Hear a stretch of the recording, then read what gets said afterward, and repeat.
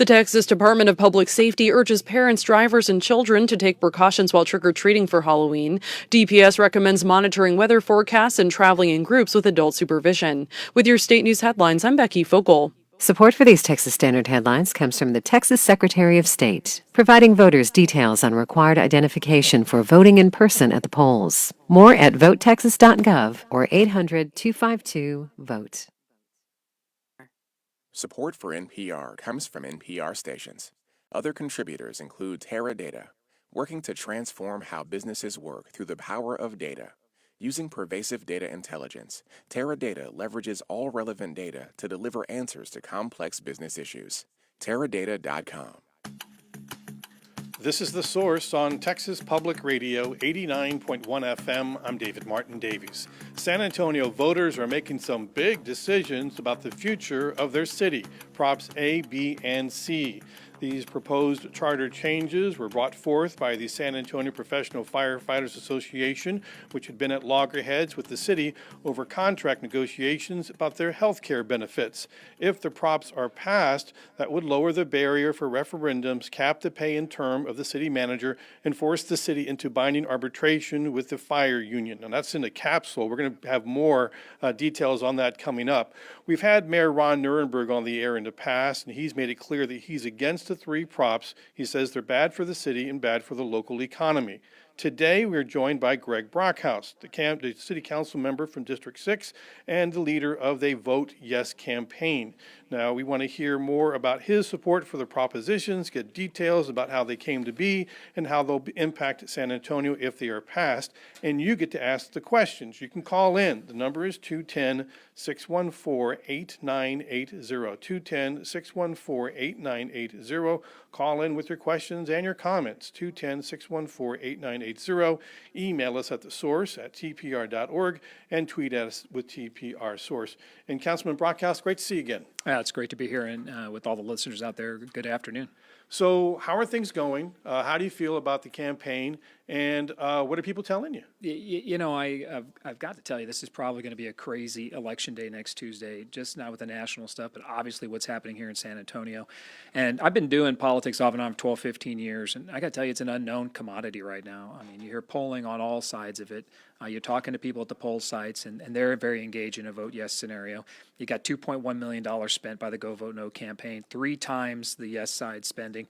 And I just think the messaging, and I really would tell you the scare tactics, the fear out there that has been peddled by the mayor and the Go Vote No campaign, I think has really just kind of changed the entire dynamic here. So, I don't know what's going to happen, but at the end of the day, the beauty of supporting these is that you say, hey, look, I want the voters to have the final say in all of this. And if I believe that, then come November 6th, I'm okay with it too. And the real truth is, number one, let's get the best information we can out to every resident possible. Facts, period. And then the second piece is honor a vote on November. San Antonio, and I tell everybody this, is going to be successful no matter what. I just think we have the talent and the people in this community that once we lay a vote down and we put it down, win or lose, that we all get back together, and we're going to be working hard November 7th. San Antonio's not going to melt off the face of the map due to propositions. I just think this is something a hurdle we have to cross. We'll get there next week, and then we'll move on from there. So this today for me hopefully is about facts. It's about talking about what these amendments and propositions mean, and vote both the no and the yes side, and just a good, honest conversation, and that's all I'm here for. All right. So the latest news, there's been news every day coming about these propositions and the campaigns back and forth. But one of the latest developments is a release of a new tape, but a lot of tapes coming from Chris Steele. He's the head of the firefighters union, the San Antonio Professional Firefighters Association. Maybe how were these tapes acquired? I don't know. They're tapes from an unknown time in an unknown location from an unknown person. I have this vision of Mayor Ron Nirenberg and Christian Archer sitting in a dark room somewhere with the MacBook cutting up these tapes, right? I mean, they're leaked out for maximum political exposure and to win a political campaign, and they're snippets of larger conversations. And frankly, we don't even know who or where or when these took place. But actually, nothing new is coming of these things. I've 100% embraced my relationships with first responders in the city, and I own that. And I'll take that through the rest of my term on the city council. And so these facts and things that are flying out and things that people should know this. those conversations happen in boardrooms, in PACs, USA, HEBs, all the big companies, local nonprofits. All these organizations have political conversations about who they want in office, who they don't, who their supporters are, who they aren't. So these aren't unknown conversations in political circles. It's just that it was taped, and then now it's being used to scare the public. So look, no new news in any of these, and I just kind of laugh about it. So in order to avoid the soundbite stuff, we have a clip we're going to play. Sure. I think it's about a minute and a half. And so this will give people a pretty good idea overall what's happening here. Okay, so let's go ahead and play it. We believe that given the right messaging, if we get our side out, if we take our pound of flesh from some of those councils that are waffling, we got Greg Brockhouse down there. We were waiting to have one guy that can be in there in city council and stand up to Scully. When Scully goes in executive session, she used to lie to them. This and that. She doesn't say a word because anything she tries to do, Greg Brockhouse says that's not it. He knows all of our issues. He's bringing council people to our side. When we ran Ralph Medina for city council, when we tried to get Manuel Medina for the mayor, that's what we were looking for. Somebody who could be back there and stand for us. We have that now, and he's bringing on folks. All we need is a little bit more to, again, the three objectives. We want to drop the lawsuit. My lawyers are like, man, can you imagine when you get a big win at the Texas Supreme Court? Every time we win, the citizens are like, man, those fire guys, they're right on. That Scully, she's messed up. We're going to ask for her and the mayor's resignation the next win because they assured everybody they were going to win it. And when they lose, we're going to say they lost and not qualified to lead this city. So there's a big effort to get that message out.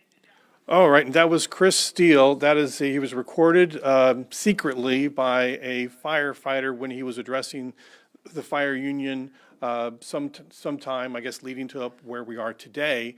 So any reaction to overall? Well, let's be very clear. So I hope every listener realizes that conversation was nothing about the propositions. It was clearly about the lawsuit and contract negotiations. And for years, both police officers and firefighters have been fighting against Cheryl Scully's continual waste of taxpayer money and 5 lawsuits, right? She sued 5 times, and the city of San Antonio has lost in court all the way up to the Texas Supreme Court. So firefighters are fighting just to have a fair shot at the table. And frankly, I agree a lot with what Chris said in there, and that's that Cheryl Scully owns this city council. The backroom dealings and the things that happen in executive sessions are, in my opinion, illegal. There's vote counting going on, and the things that occur outside of the eyes of the people of this community, right? The voters, the residents. If they knew what happened in those rooms, they'd be running scared. So, I just think it's, more of the same. And I agree wholeheartedly. Look, I'm a big-time supporter of police officers and firefighters. I own it. They're like brothers and sisters to me, and I'll take that to the grave. No shame there. But again, for every listener, that had nothing to do with the proposition. So here we have the Go Vote No campaign taking a snippet that has something from a year ago, nothing to do with the campaign, and trying to use it as if it has something to do with the propositions. And frankly, those words, let's take the clear words, they have nothing to do with the propositions, only the lawsuit that never should have been filed in the first place. All right, so we've got Greg Brockhouse in the studio with us this afternoon. We're talking about propositions A, B, and C. They're on the ballot right now. Early voting is now underway. These are serious changes that are being proposed for the city of San Antonio. One of them would lower the barrier for referendums. Another one would cap the pay and the tenure of the city manager, and another one would force the city into binding arbitration with the fire union. If you've got a question or a comment for Greg Brockhouse this afternoon, the phone lines are open. You can call in. The number is 210-614-8980. 210-614-8980. Early voting is now underway. It'll go till Friday, and then we have Election Day on Tuesday, and we will see what the people of San Antonio want to do on this particular proposition. It's also worth noting that in 2015, when we had a proposition we went on the ballot about streetcars, that one passed 67% to 33%. Now San Antonio isn't required to get a vote of the people whenever they have a streetcar amendment. This is The Source on Texas Public Radio. Stay tuned. Support for TPR comes from AAA Auger Plumbing Services, providing 24/7 full-service drain cleaning and plumbing repairs since 1962. More at aaa-auger.com or 210-341-6124. Dr. Ezekiel Emanuel, one of the nation's top bioethicists, will speak on the ethics of physician-assisted suicide at the next Conversations About Ethics, Tuesday, November 6th at UT Health San Antonio. More on this free event at conversationsaboutethics.org. This event and this nonprofit message are underwritten by Methodist Healthcare Ministries of South Texas, the Ecumenical Center, and the Center for Medical Humanities and Ethics at UT Health San Antonio. TPR.org opens the floor to your comments online, and we'd like to hear from you. Every story at TPR.org allows commenting powered by Discuss, so you can offer your opinion on the day's news. You can also email letters@TPR.org anytime. Welcome back to The Source on Texas Public Radio. A, B, and C, those are the propositions that San Antonio is now voting on. Big changes for the San Antonio Charter if all three pass. If you've got a question or comment, call in. The number is 210-614-8980. With me in the studio, Greg Brockhouse, council member from District 6, and he is a leader in the Vote Yes campaign. And we have Justin on the line. And Justin, welcome to The Source. You're on the air. Thank you. I have a question specifically about messaging. I know that the Vote No campaign had a financial report that came out to talk about what the impact of these propositions will have. So I'd like Greg Brockhouse to just discuss the messaging by the Vote Yes campaign. All their signs say lower taxes. Can you explain how, if these propositions pass, will affect taxes positively or negatively? Thank you. All right, Justin, thank you for that call. Justin, thank you. Completely misleading, scare tactic. What'll happen is, what they're trying to say is that there would be a credit rating downgrade. Let's be very clear. Hope every listener knows this. There's 3 rating agencies. No rating agency has said there will be a credit downgrade. One of them didn't even reference the petitions.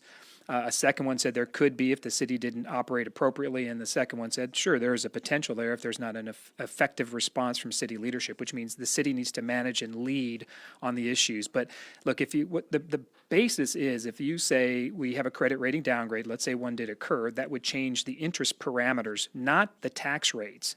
So the tax rates are only going to change if us, the voter, the elected officials, City Hall, if we raise your taxes, sure, there's a tax increase. But these amongst themselves are not going to raise taxes at all. There's an interest conversation here, the amount of money being spent towards a principal and interest.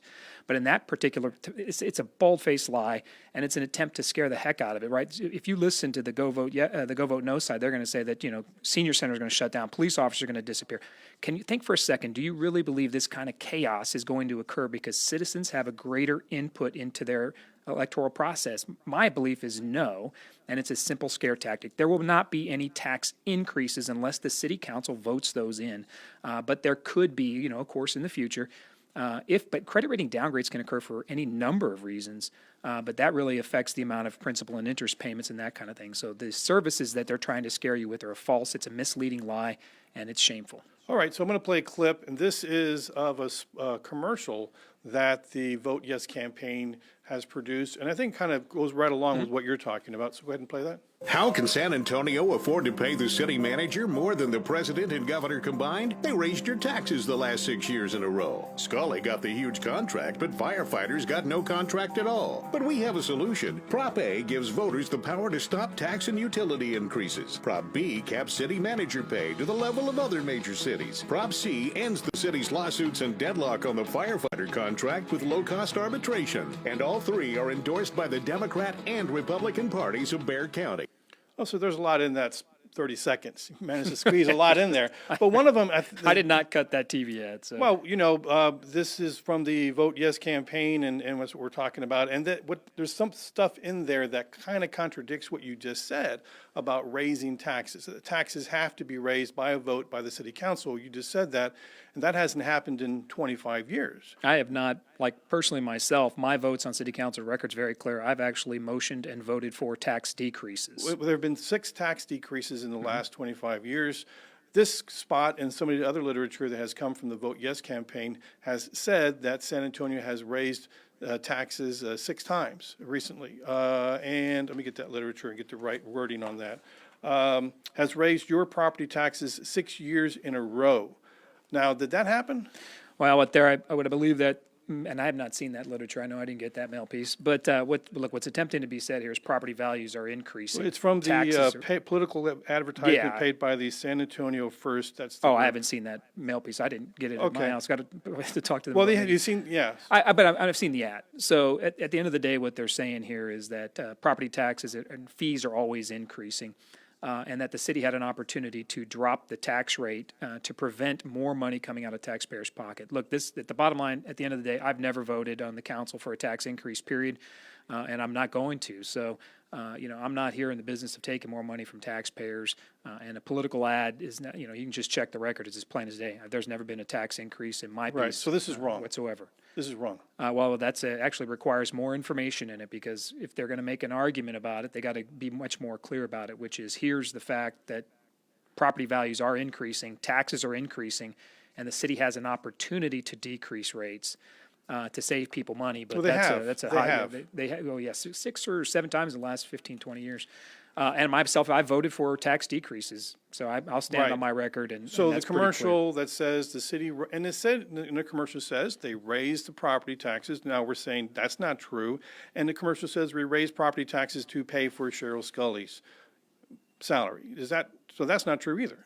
Well, not in this particular case. I'm telling you, I've not raised any property tax right. rates. So I'm being very clear on that. Yeah. So that, you know what, So and we're that's just kind of truth testing these. yeah. Well, they're both sides, and that's a good point from both sides. When you try to air 30 seconds here or there, you're not giving the resident the full spectrum of information to make a fair and educated decision. If somebody asks me, I will clearly say on the record, I've never voted to raise taxes, and I'm not going to while I'm on the council. So that I'll stand on that all day long. All right, so let's go to the caller, and this is Chris. And Chris, welcome to The Source. You're on the air. Thank you very much. So listening to Steele's deal, which was a year ago, and then hearing Brockhouse saying that it has nothing to do with the propositions, I completely disagree. To me, it looks like a big game of chess, and this is just another play. But really, what I don't understand about this, the prop, is why is it only directed at firefighters and not all first responders or possibly teachers or some other people? It's only directed at firefighters, and that's kind of the only part that I don't really agree with. And then I'd like to hear why is it only for the firefighters. Chris, thank you for your call. Good question. You teachers, that's out of the bounds. Completely out of the bounds. Because that's with the ISDs. And good question, Chris. And look, this was over a year ago when we were in the middle of a contract fight with lawsuit parameters. This recording is strictly on the lawsuit. And here's the fact. Police officers and firefighters negotiate their contracts separately. They cannot put one cannot put a provision in for another. So they negotiate individually. And police officers in their contract, they have a very clear impasse provision so that they can go to impasse if they feel like there's a breakdown in negotiations and things are not happening. They can declare impasse. Firefighters have a different contract parameter. So they have to negotiate something very specific to firefighters. That's why it's only applying to them. It's a contractual obligation that they need to be able to get away from the courtroom, get out of bad faith negotiating, and declare an impasse. And that's what this is, Chris. Fire can't put that in police's contract, so they're fighting it for themselves. But also, they don't have the same mechanism that SAPOA, that the police officers have to declare impasse. So it's a very procedural, technical thing that it's separate from both contracts, but it's very clear the firefighters are fighting for something that they don't currently have that they're trying to get in their Right, in their but contract. it could have been added into the language. No, they won't. They're not going to. No firefighter. No, the police officers they negotiate separately. Separate contracts. I know So- they have their own separate negotiations. They do things differently. Sure. But when it comes to creating a petition and going out and asking the people, they could also vote if they wanted to include the police officers. if they wanted to. Well, I disagree with you. I think the police officers, they have to negotiate. They have separate goals for their. So the world Right, they may between. not want to, but it could. Well, I mean, yes, you could. At the end of the day, I guess you potentially could, but but the police officers would not want that. In fact, I don't think they go down a different path in their negotiations. Their health care plans are different. Everything's a little bit different for Okay. them. So the public just needs to know that they negotiate separately and they're kept separate for a reason. All right, so we talked about this binding arbitration issue. That's the Prop C part of A, B, and C. I spoke with Mark Ott, and he is the president of the Association of City and County Managers, and he's also the former city manager of Austin. And this is what he said about why that would be bad for a city. So you get an arbitrator in there who makes one of the most substantive, significant financial decisions that can be made in regard to personnel matters, police and fire, who already consume, and in San Antonio's case, about 2/3 of their budget. They make a decision, oftentimes not having all of the financial facts, really not looking at the long-term picture of the city as an enterprise. All right, so he's saying that when it comes to this is a huge part of the city Sure. budget, right? Well, first of all, Mr. Ott's wrong. It's not 2/3 of the budget. It's 2/3 of the general fund. So he needs to get his facts straight. And then the secondary piece here is Mr. Ott also doesn't reference 5 lawsuits against, 5 court cases and an unfair bargaining advantage between the between the firefighters and Cheryl Scully. She will not stop lawsuits in courtrooms. Taxpayers need to know $1.5 million has been wasted on the city of San Antonio getting their butt kicked from here to Austin. The Supreme Court wouldn't even hear the case, wouldn't even hear it. So that's how bad Cheryl Scully is, and the personal animosity here between firefighters and Ms. Scully, because what we're seeing here is she won't let the lawsuits go. So if I'm sitting there, I want at least a fair shot at the table to make it happen. And if you're not going to get that, and history has proven through 5 court cases that the city manager will not budge, and that includes Ron Nirenberg, who quickly became fast friends with the manager and jumped right in these lawsuits as well when he was elected mayor. Both of them will not stop suing. So if you can't get out of the courtroom, the best case you can have is to go to an arbitrator. So Mr. Ott just frankly doesn't have the facts, and Okay, he's so got we'll portions of the get to story. facts. So help us understand the facts. So 2/3 of the general budget of the 2/3 of the general fund, not of the general budget. fund. It's Okay, the it's general a very fund. big distinction with what Okay, Mr. Ott said there. and so that's a lot of money, though, right? Oh well, yeah, it is quite a bit of money, and And having those negotiations done, you think that it would be better for someone dealing with an arbiter coming in and doing that, just looking at only the needs of the firefighters and not at the overall needs of the entire city? Well, I think it's a shared sacrifice piece, and arbitration is a shared sacrifice environment. People need to know this isn't firefighters selecting an arbitrator. It's city and firefighters, and then they both select the negotiator. I think at some point, though, you have to draw the line where if you can't stop Cheryl Scully from suing you, what in the world are you going to do? You can't solve this in the courtroom. So Well, you can go negotiate. I mean, they haven't been to the table. When was the last time that Chris Steele and the group went to the table? But before Cheryl Scully started suing police officers and firefighters. Well, they could have come back to the table. No, David. The lawsuit broke the After trust. the lawsuit, they you could have don't gone back. No, nobody's going to go continue to negotiate after being sued. I mean, give me a break. Come on. We have be realistic here. She's filing to try to break their contract in its entirety. If she beat him on the evergreen, she'd break the entire contract. Wasn't there a It's- contract put on the table that offered a pay raise for all the firefighters? Yes, it and did. also offered to keep maintaining the health coverage that they Well, did. Let me tell you what it also did. Okay. What the part you're leaving out is very important. Cheryl Scully offered the police officers an 8-year evergreen in their contract. 8 years. They reduced theirs from 10 to 8 and negotiated pay raises. You know why that contract got laughed out with those pay raises? You know what Cheryl Scully offered the firefighters on their evergreen? 6 months. So you can't, it's a sham. It's a joke. There was a poison pill there. Cheryl says, here, you can have these pay raises, but here's this 6-month evergreen. Never mind the fact I hypocritically, right, just gave police officers 8 years. No, you get 6 months. The contract was bogus. The offer was bogus. But you just said that the firefighters and the police officers have a completely different types of contract styles and the way that they approach this. No, so- you're right. But 8 years, and then she turns around and offers 6 months. That's a slap in the face. The contract was never going to be accepted, and that was the plan all along. The goal of the city, and frankly, the city manager, I believe, is to break the unions wherever she can. I mean, I just think that's what the goal was. You don't get into a courtroom and try to destroy the contract. If she would have won on the contract with the evergreen, she would have broken all contracts. Okay, so how many unions has she broken?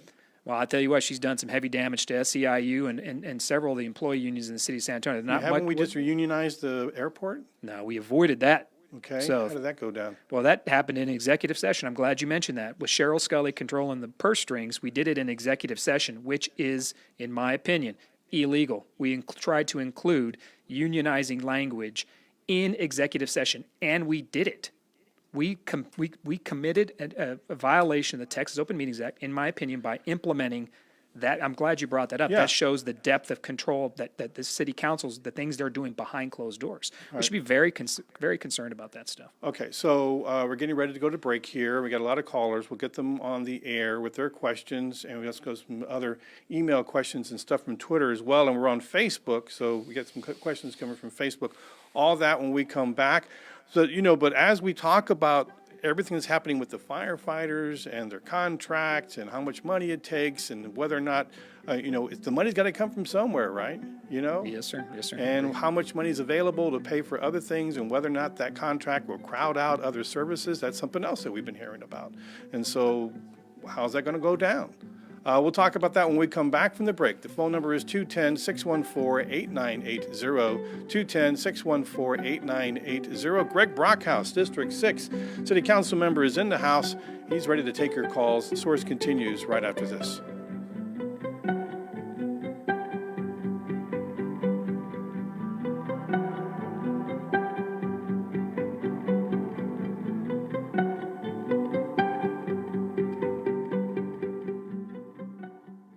Hundreds of black women are running in federal, state, and local elections this year. Black women have been the most reliably voting constituency for many years for the Democratic Party. And so this is about more than just respecting our vote, but is about respecting and honoring our leadership. I'm Ari Shapiro. The surge in black women running for office this afternoon on All Things Considered from NPR News.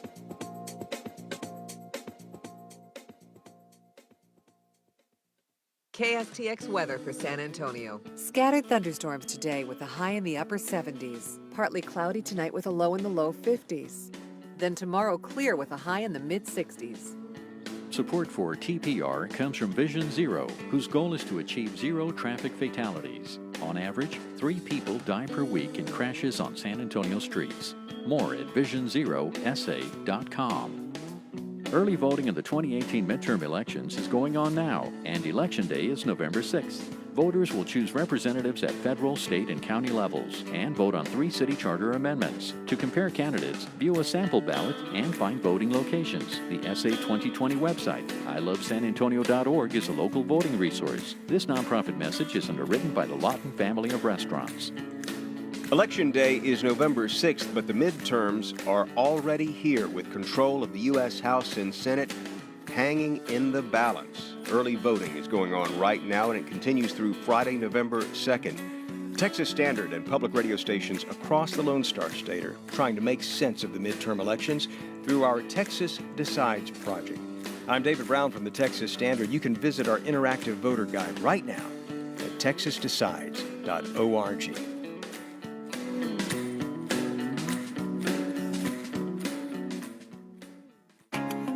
You're listening to The Source on Texas Public Radio, 89.1 FM. I'm David Martin Davies. District 6 City Council member Greg Brockhouse. He's a supporter of the Vote Yes campaign for Props